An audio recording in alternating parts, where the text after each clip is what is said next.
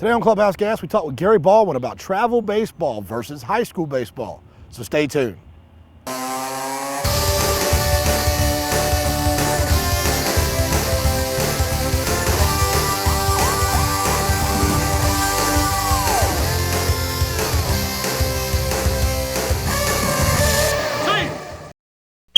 We're fortunate enough to be joined once again by friend of the show, Guerry Baldwin. Guerry, thank you so much for joining us. Glad to be here. I want to talk, last time we kind of touched a little bit on the travel aspect of East Cobb Baseball. We want to get more into that. We've talked a lot at Clubhouse Gas about travel ball, about the differences in just a regular recreation league and travel ball, and the differences in travel ball and high school ball. Start by talking about the extent to which your teams travel. Well, with 70 teams in this program, not all of them travel a lot. Some of them don't travel at all. The older they get, maybe the more they do. We try here not to really talk about it as travel baseball. I'm not real sure what that is, right. But it's just different than maybe the leagues you and I played in. Well, especially me.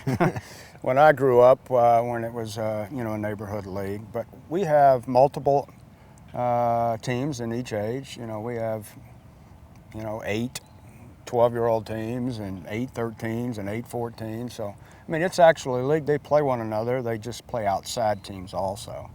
So if that makes it travel, I guess that's why they call it that. That's why travel. Well, about how far do they go? I mean, what are we talking about? Going to Tennessee and playing, or are we talking about going to California and playing? Some of them depends on each team and what kind of budget they want to have for their team, their parents. They might play in Tennessee, like Knoxville or something like that, or more than likely what they do is they'll play in, Cumming, in Forsyth County, or right. play South Atlanta or something like that.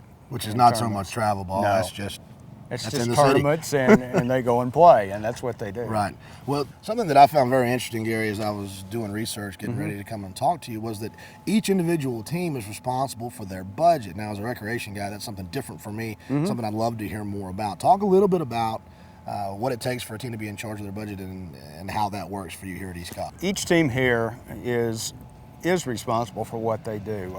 It doesn't cost a lot to play here. It's $175 a year to play here. Right. So each individual team and their parents, they get together, they have parents meetings, and they discuss what it is they want to do. What kind of uniforms they want to have, how many games they want to play, where they want to play. So budgets here for teams in this program could be a lot, especially the older the team. Sometimes they do a little bit more, and it costs a little more because they're older. Right. So not very much. So it's literally up to the team and the parents on the team what happens with their team. Well, that sounds fantastic to me as a recreation department guy, as an old recreation coordinator, not having to deal with uniforms and all that stuff, and having other people to deal with that for the team. Yeah. It's got to be a big relief off of you, and makes it to where you can have these great facilities and frees you up to do other things. Sure, it's the best scenario for a team, because who knows the team better than the people that are on it and the parents that are supplying the kids, so to speak, and most of the money. So, yeah. We've had a conversation with a lot of high school coaches about the differences in high school ball and travel ball. For this conversation, we won't call it travel ball, since that's not what y'all call it. But, exposure-wise, I think I told you earlier about a kid I know of who was a senior in high school. He was a very good ball player. He played East Cobb, but he also played at a high school here in Atlanta, and he had to have an arm surgery, and they told him he could either have it in the spring or he could have it in the summer, and he elected to have it during high school season, so he would miss the high school season, so he would not miss East Cobb's season. He felt like he would get better exposure. Do you feel like the guys get better exposure playing for you or playing in their high school league? Not to get you in any trouble. Well, my answer to that, I'll try to make it as short as I can. I think both high school and summer are real important.